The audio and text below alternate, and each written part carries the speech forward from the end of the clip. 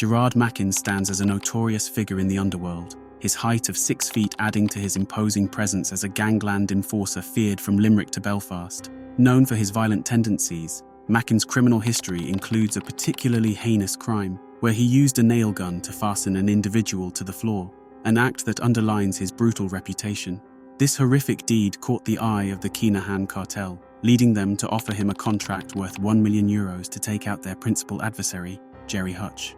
In today's video, we'll explore the dark journey of Gerard Mackin, from his early days on the tough streets of West Belfast to becoming one of the most formidable figures in the Irish criminal landscape. Tenuity IRA and the Irish National Liberation Army, INLA, have only served to cement his fearsome reputation in the annals of Ireland's gangland history. Welcome to the Pursuit of Perpetrators channel, where I unravel the veiled tales of cryptic crimes.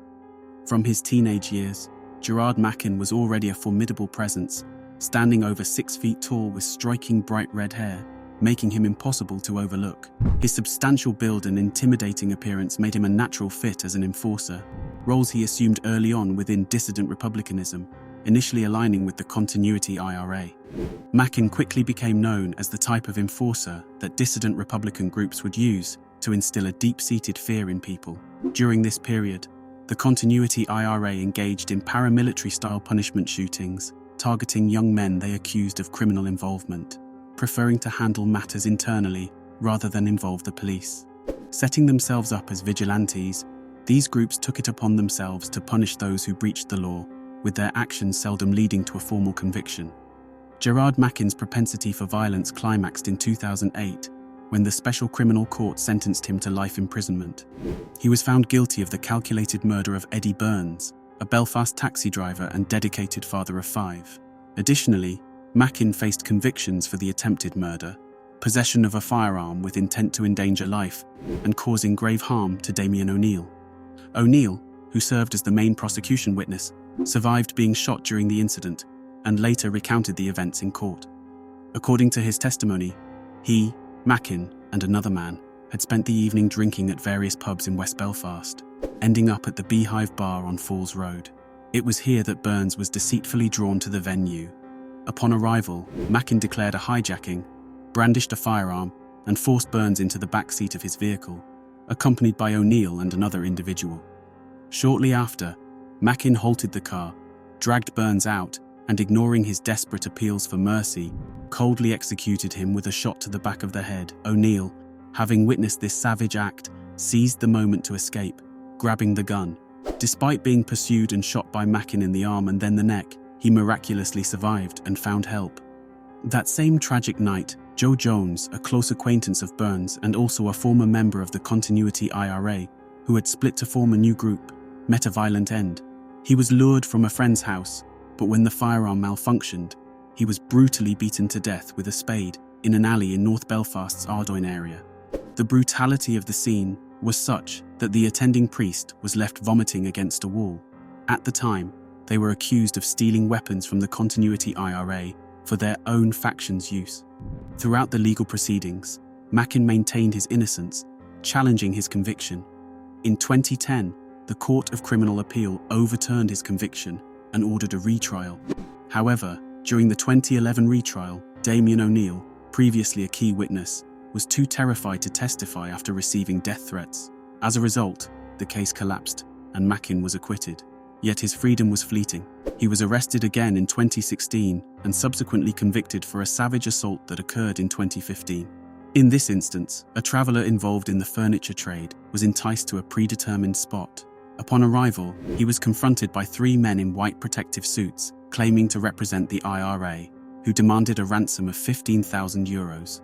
The victim was forced into a kitchen chair and subjected to a brutal assault, including having one of his feet nailed to the floor with a nail gun, necessitating surgical removal of the nails later. While recovering in hospital, he received a menacing phone call from one of the attackers, warning him against speaking to the police. The evidence gathered by the Gardaí ultimately implicated Mackin and his accomplices in the horrific assault. CCTV evidence pointed to their involvement, indicating that they were collaborating to exploit the void left by the dwindling McCarthy-Dundon gang. They masqueraded as members of the IRA or INLA to extort money. Before his arrest for this extortion, Mackin held a senior role within the new NLA, which had a robust presence in Limerick. Originally from Belfast, he once aspired to lead his own dissident Republican group.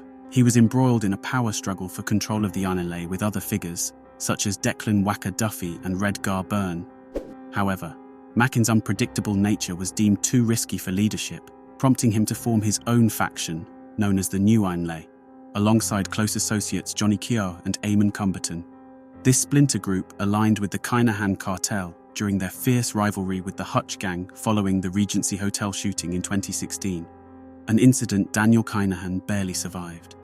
Despite being incarcerated during this violent phase, Mackin's New Annalee was implicated in 2 feud-related murders.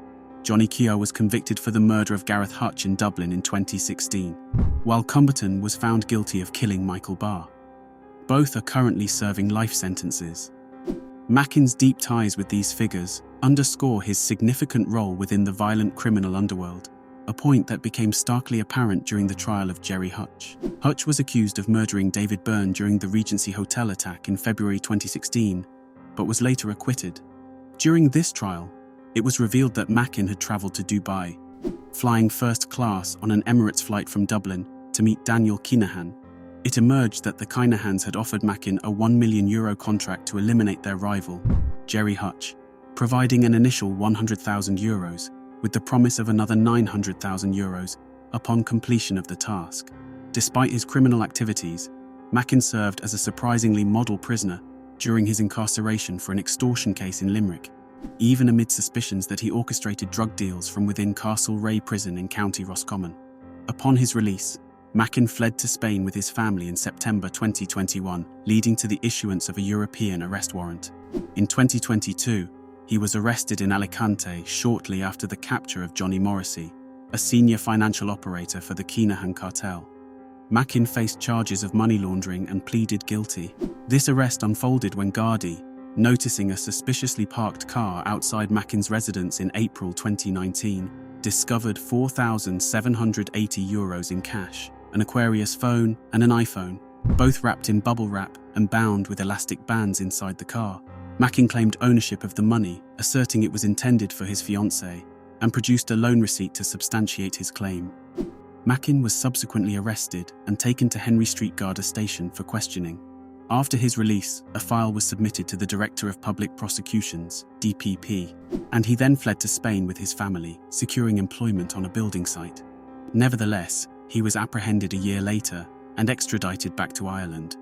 Recently, Mackin was convicted of money laundering and sentenced to 3.5 years in prison. The judge noted that although the amount of money involved was relatively modest, the circumstances indicated Mackin's deep-seated involvement in serious organised crime in the Limerick area. Now detained in the high-security facility at Portloe's prison, Mackin finds himself among other infamous members of the Kinahan cartel, including Fat Freddie Thompson, Peter Keating, and David Duffy. Looking forward to his eventual release, Mackin plans to return to Spain with his family in hopes of making a fresh start. He has expressed regret over his past actions and has shown an intent to reform his life. Share your thoughts and feedback in the comments section below. If you found my investigative analysis insightful, please be sure to like this video, share it with your friends, and subscribe to the Pursuit of Perpetrators channel. Don't forget to hit the bell icon too, so you'll get notified each time I release a new video. I appreciate your support and look forward to seeing you tomorrow. Until then, stay curious and keep seeking truth.